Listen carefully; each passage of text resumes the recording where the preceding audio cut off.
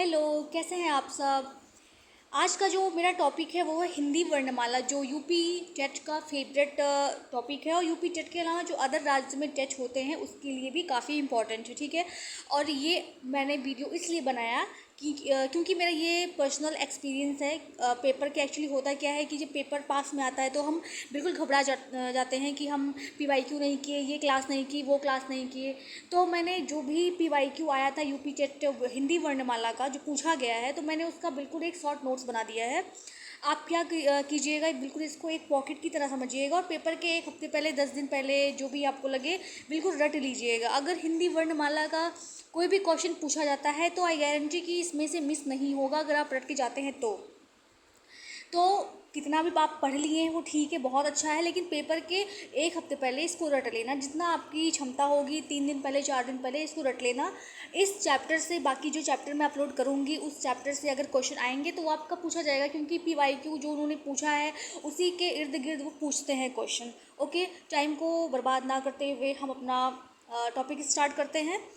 तो इसे पूछा गया था संयुक्त व्यंजन कौन सा है। तो आपने पढ़ा ही होगा इसके पहले संयुक्त व्यंजन, ठीक है। मैं यहाँ बहुत समझाऊंगी नहीं क्योंकि ये शॉर्ट नोट्स है, क्यों आपको रटना है। आप तो इसके पहले समझ चुके हैं, तो इसको केवल मुझे पढ़ देना है। जो भी मेरा नोट्स है उसको पढ़ देना है, आप उसको रट लेना। तो संयुक्त व्यंजन किसको कहते हैं?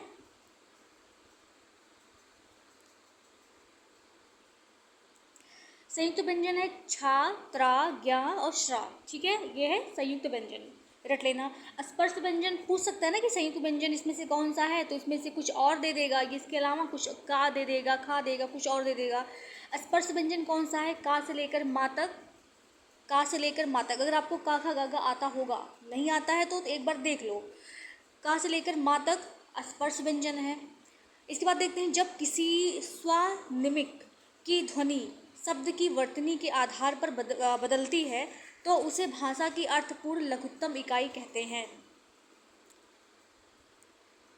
जब स्वर या व्यंजन ध्वनियों मतलब स्वनिमिक को किसी एक अर्थपूर्ण शब्द का भाग बनाने के लिए किसी विशिष्ट अर्थ के साथ जोड़ते हैं तो वो अक्षर कहलाता है, ठीक है। पूछ सकता है ना कि अक्षर किसको कहते हैं। अब देखते हैं, कंठ से शुरू होने वाले कौन कौन से हैं? आ है, बड़ा आ है, का है, खा है, गा है, घा है, गा है, हा है और आ है। तालु से शुरू होने वाले ई, बड़ी ई, चा, छा, जा, झा, या के बाद शा, या के बाद बड़ा शा, बड़ा शा। मूर्धा से री, टा, ठा, डा, ढा, रा और खट्टी सा। दंत से शुरू होने वाले री, ता, था, दा, धा, ला, ना और सा। ओष्ठ से या ओठ से ऊ, बड़ा ऊ, पा, फा, बा और फा। संघर्षी व्यंजन कौन से हैं? बड़ा सा, खट्टी सा, छोटा सा, हा या ऊष्म व्यंजन भी इसको कहते हैं। संघर्षी व्यंजन को ऊष्म व्यंजन भी कहते हैं और उसमें बड़ा सा, खट्टी सा, छोटा सा और हा है। मैच करने के लिए देता है, नहीं तो इसमें कुछ 3 सही होता है, 1 गलत होता है, ठीक है। तो ऐसे ही पूछा जाता है, तो इसको रट लेना आप। अग्रस्वर क्या है? अग्रस्वर है छोटी, बड़ी ई, ए, ठीक है। मध्य स्वर कौन सा है? आ। पश्च स्वर कौन सा है? बड़ा आ, ऊ, बड़ा ऊ, ओ, आओ और आ। शब्द सार्थक तभी कहे जाएंगे जब उनके निश्चित अर्थ हो। तो इसे पूछा जा सकता है कि शब्द सार्थक किन्हें कहा जाता है? तो शब्द सार्थक तभी कहे जाएंगे जब उनके निश्चित अर्थ हो। वे शब्द जिन्हें हम लेखन, अच्छा छोड़ो इसको, ये शायद कट गया है। वा का उच्चारण स्थान कौन सा है? दंतोष्ठ, दंतोष्ठ। वा का उच्चारण स्थान कौन सा है? दंतोष्ठ। शब्दकोश में पहले आने वाला शब्द कौन सा है? वक्त। इसको क्या बोलते हैं? वक्त बोलते हैं। शब्दकोश में पहले आने वाले शब्द को वक्त बोलते हैं। संयुक्त व्यंजन कौन सा है? छा, त्रा, ज्ञा, श्रा। मैंने पढ़ा है ना। तो लेकिन ये बना कैसे? ये छा कैसे बना है? का और खट्टी सा से, ठीक है। उसके बाद त्रा कैसे बना है? त्रा बना है ता और रा से। ज्ञा बना है जा और यहाँ से। और श्रा बना है शा और रा से। तो ये पूछ देता है कि ऐसे दे देगा, बोलेगा कि ये कैसे कैसे बना है, तो आप उसको बताएंगे। हिंदी वर्णमाला में कुल 2 अयोग वा हैं, कौन सा? एक विसर्ग और एक अनुस्वार। तो विसर्ग किसको कहते हैं? जिसमें ये 2 बिंदी लगी हो उसको विसर्ग कहते हैं। अनुस्वार जिसमें एक बिंदी हो। तो अयोग वा, विसर्ग और अनुस्वार है। प्यास का वर्ण विच्छेद क्या होगा? प्यास का, प्यास पहले क्या लिखेंगे? पहले लिखेंगे पा, फिर प्लस या, प्लस आ मतलब बड़ा आ, फिर प्लस सा और प्लस छोटा आ। बड़ा आ को क्या कहते हैं? बड़ा आ को कहते हैं विवृत स्वर। रा किसके किस्म में आएगा? ये रा मूर्धन्य भी है, अल्प प्राण भी है, सघोष भी है और अंतस्थ भी है। रा मूर्धन्य, अल्प प्राण, सघोष और अंतस्थ, ये चारों में आएगा। हिंदी वर्णमाला के अंतिम पंचमाक्षरों का उदाहरण क्या है? अनुनासिक। पंचमाक्षरों मतलब का, खा, गा, घा, अंगा। तो मतलब जो 5वें स्थान पर आएगा वो क्या है? अनुनासिक। व्याकरण शब्द वी प्लस आ प्लस क्री धातु प्लस ल्यूट प्रत्यय से बना हुआ है। छा संयुक्त व्यंजन है और ये कंठ और मूर्धन्य दोनों है। कैसे? छा का से बना है और एक खट्टी सा से बना है, तो खट्टी सा वाला मूर्धन्य हो गया, का वाला कंठ हो गया, दोनों मिलकर कौन बना है? छा। हिंदी वर्णमाला में कुल व्यंजन वर्ण कितने हैं? 33 हैं। कितने हैं? 33 हैं। आ प्लस ई मिलकर क्या बनता है? ए। आ प्लस बड़ी ई मिलकर ए, आ प्लस ऊ मिलकर ओ, आ प्लस बड़ा ऊ मिलकर ओ और आ प्लस री मिलकर अर। प्लुत स्वर किसको कहते हैं? इनके उच्चारण में दीर्घ स्वर से भी अधिक समय लगता है, जैसे कि ओम। ओम बोल के देखो, लगता है ना उच्चारण में दीर्घ स्वर से अधिक समय लगता है, ओम। तो पूछ सकता है कि प्लुत स्वर कौन से हैं? तो ओम है। ह्रस्व स्वर कौन से हैं? आ, ई, ऊ और री क्या है? ह्रस्व स्वर है। दीर्घ स्वर कौन से हैं? आ, बड़ा, बड़ी, बड़ा ऊ, ए, ये क्या है? दीर्घ स्वर है। हिंदी में उच्चारण के आधार पर वर्ण कितने होते हैं? 45 होते हैं। ये किस आधार पर है? तो उच्चारण के आधार पर है। हिंदी में उच्चारण के आधार पर वर्ण कितने होते हैं? 45 होते हैं, जिसमें से 10 स्वर हैं और 35 व्यंजन हैं। 41 लेखन के आधार पर कितने वर्ण लेखन के आधार पर वर्ण कितने होते हैं? 51 होते हैं, जिसमें से 11 स्वर हैं और 35 व्यंजन है। ठीक है। और 4 संयुक्त व्यंजन इसमें हैं और 2 अयोगवा है। अयोगवा मैंने क्या बताया था आपको? याद करके बताना। स्वर उन ध्वनियों को कहते हैं जो स्वतंत्र रूप से बोली या लिखी जाती है। तो पूछ सकता है कि स्वर किसको कहते हैं? तो स्वर उन ध्वनियों को कहते हैं जो स्वतंत्र रूप से बोली और लिखी जाती है। री की मात्रा को छोड़कर और आह और अंग और आह को लेकर व्यंजनों के साथ सब स्वरों के मिलाप को 12 खड़ी कहते हैं। 12 खड़ी क्वेश्चन पूछा गया कि 12 खड़ी किसको कहते हैं? अभ्यंतर प्रत्यय के अनुसार वर्णों के उच्चारण के मुख्य रूप से 5 भेद हैं। कौन कौन से 5 भेद हैं? स्पृष्ट, ईषत् स्पृष्ट, विवृत, ईषत् विवृत। ठीक है। तो स्पृष्ट में का से लेकर मा तक के वर्ण आते हैं। ईषत् स्पष्ट में या, रा, लावा आते हैं। विवृत में सभी स्वर आते हैं। ईषत् विवृत में संवृत, ईषत् विवृत, अच्छा ईषद विवृत ये इधर है। ईषद विवृत में बड़ा सा, खट्टी सा, छोटा सा हा आते हैं और संवृत में छोटा आ आता है। कंठ ध्वनि कौन कौन से हैं?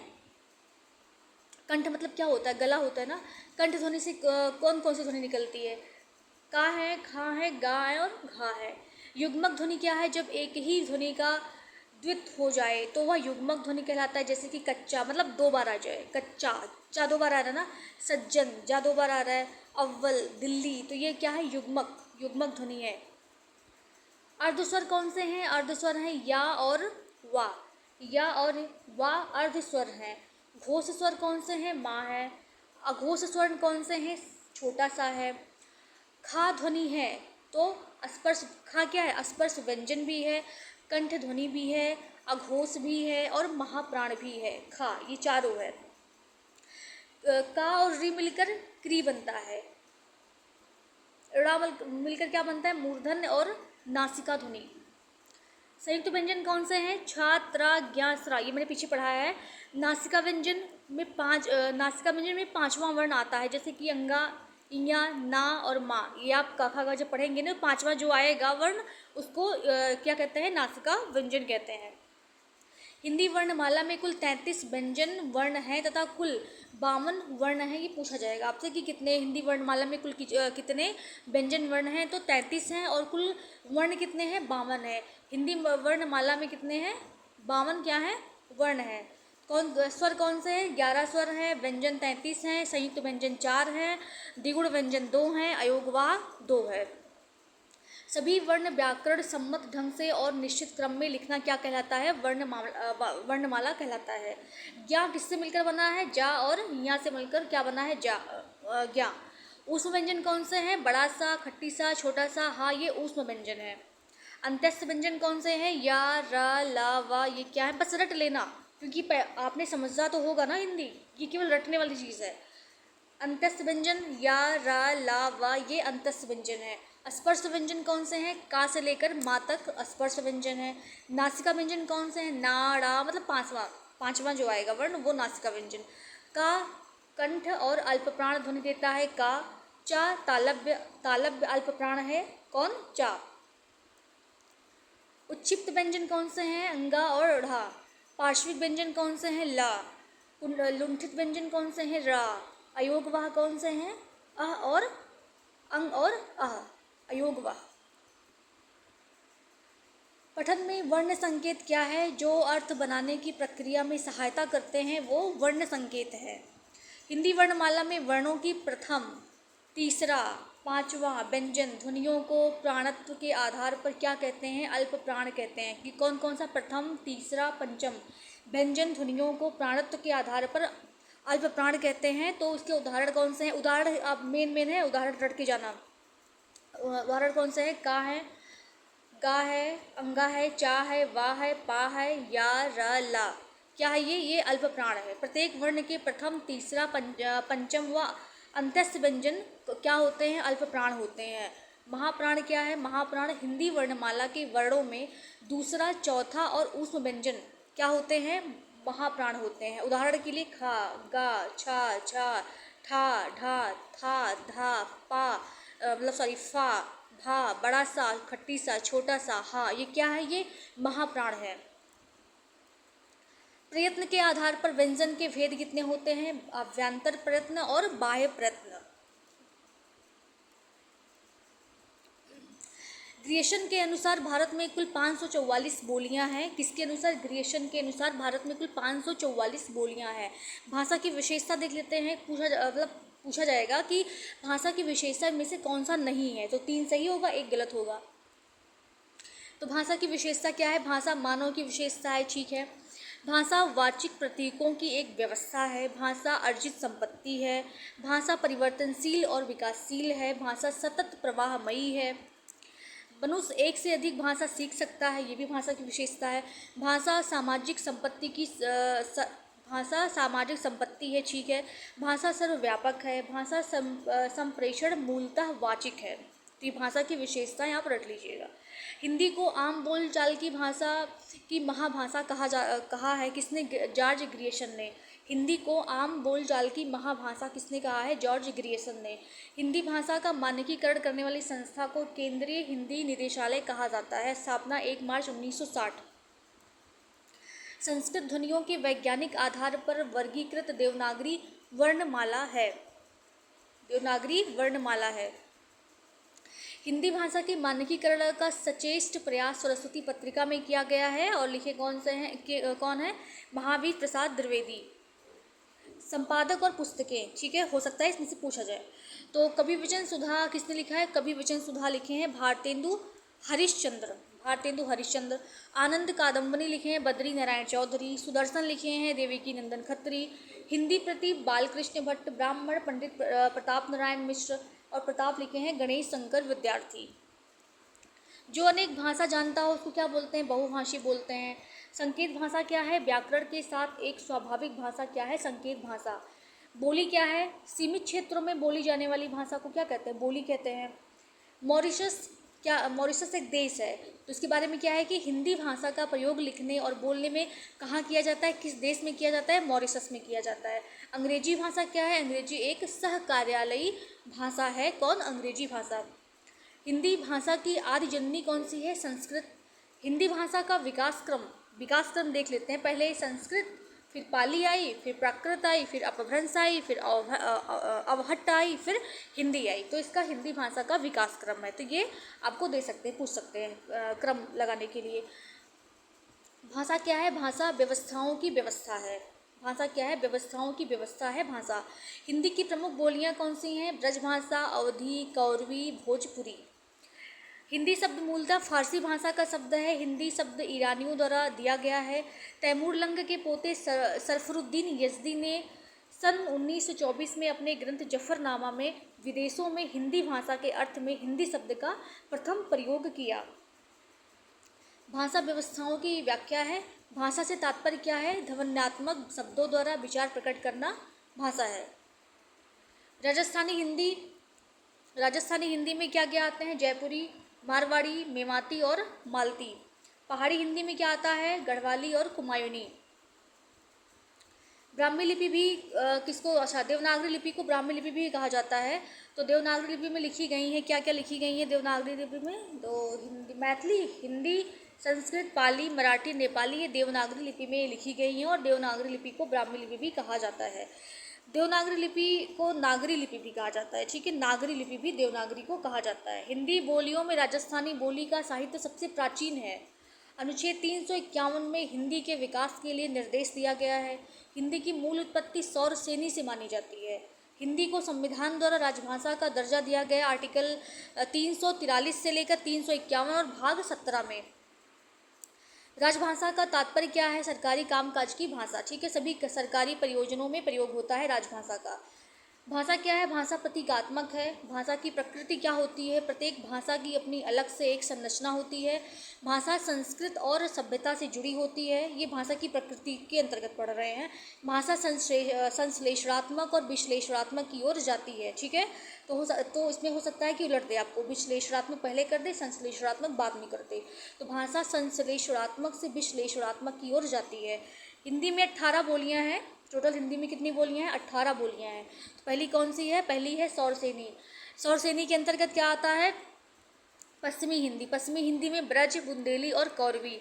उसके बाद राजस्थानी हिंदी। राजस्थानी हिंदी में मेवाती, मालवी, मारवाड़ी और जयपुरी।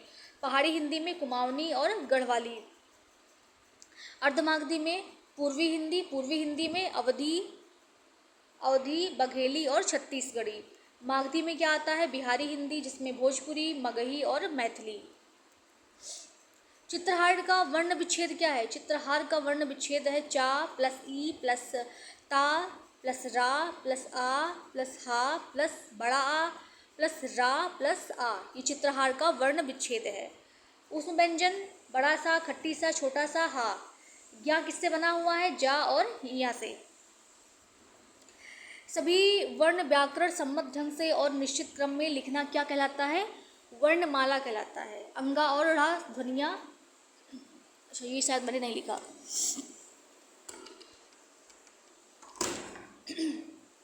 उच्चारण स्थान कंठ से कौन कौन से रिलेटेड है? तो शायद ही मैंने आगे पढ़ा दिया था। तो आ है, बड़ा आ, का वर्ण के जितने भी हैं, काखा गागा तो आपको आता ही होगा, नहीं आता है तो आप इसको रट लीजिए, क्या जाता है, 5 मिनट 10 मिनट का काम है। कंठ से उच्चारण का स्थान कौन कौन सा है? आ, बड़ा, का वर्ण के जितने भी हैं और हा। मूर्धा से री, टा वर्ग के जितने भी हैं, रा और खट्टी सा। दंत से उच्चारण होता है री, ता वर्ग के जितने भी हैं और ला और छोटा सा। ओष्ठ से ऊ, बड़ा ऊ और पा वर्ग के जितने भी हैं। नासिका, इसमें 5वां आएगा, 5 तक जब आप गिनेंगे, जैसे का, खा, गा, घा, अंगा, 5वां आया ना, तो आ, अंगा, इया, ड़ा, ना, मा। कंठ तालु से ए, ऐ। वक्राश्च दंतोष्ठव से वा।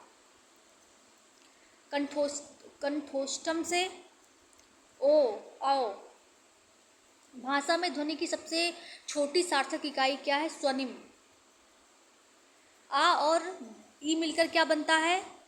ए बनता है, ए बनता है। आ और ई मिलकर ए बनता है। आ प्लस ऊ मिलकर क्या बनता है? ओ बनता है। व्यंजन वर्णों की कुल संख्या कितनी है? 33 है। भाषा की विशेषता ये तो मैंने पढ़ा ही दिया है। भाषा संकेत भाषा प्राकृतिक भाषा है। संकेत भाषा प्राकृतिक भाषा है। भारतीय संविधान के अनुसार अंग्रेजी भाषा की स्थिति सहयोगी प्रशासनिक भाषा है। ध्वनि विज्ञान किसी भाषा के ध्वनि प्रतिमान से संबंधित है। अशुद्ध स्वरों को संयुक्त स्वर कहा जाता है। 5 स्वर हैं जिसमें 20 ध्वनियाँ निकलती हैं। अंग्रेजी में 5 स्वर 20 ध्वनियाँ हैं। शास्त्रीय भाषा है जिनका जो टाइम पीरियड है वो 1500 से लेकर 2000 वर्ष पुराना इनका इतिहास है। किसका? शास्त्रीय भाषा का। और कितनी शास्त्रीय भाषा है? तमिल, तेलुगु, संस्कृत, कन्नड़, मलयालम और उड़िया। 22 भाषा हैं। कहाँ पर इनका उल्लेख है? हमारे संविधान की 8वीं अनुसूची में। तो उन 22 भाषाओं में कौन सा है? अक्सर पूछा जाता है कि आपको अगर ये इनमें से ये याद है और इनमें से अगर कोई एक नहीं है तो मैच कराने के लिए आता है, और 3 सही रहते हैं, एक नहीं रहता है। लेकिन आप तभी सही कर पाएंगे जब ये आपको 22 आएगा। तो इसमें 22 में से पहला असमिया है, कन्नड़, गुजराती, तेलुगु, बांग्ला, मराठी, संथाली, हिंदी। ठीक है। उड़िया, कश्मीरी, डोगरी, नेपाली, बोडो, मलयालम, संस्कृत, उर्दू, कोंकणी, तमिल, पंजाबी, मणिपुरी, मैथिली और सिंधी। हमारा यहाँ वर्णमाला का जितना PYQ था मैंने कवर कर दिया है, और इस चैप्टर से अगर आएगा तो एक भी क्वेश्चन आई गारंटी मिस नहीं होगा। आगे के जो भी सब्जेक्ट से रिलेटेड हैं आपके टॉपिक, उसको मैं शॉर्ट नोट्स के माध्यम से अपलोड कर दूंगी। पेपर के कुछ दिन पहले आप रट लीजिएगा, और आपने इसके पहले पढ़ा होगा, समझा होगा। ये रटने वाली चीज़ है, पेपर के पहले ये रटने वाली चीज़ है। 4 दिन पहले, 3 दिन पहले आपको जैसे समझ में आए। तो आई थिंक आपको अच्छा लगा होगा। Bye bye, take care.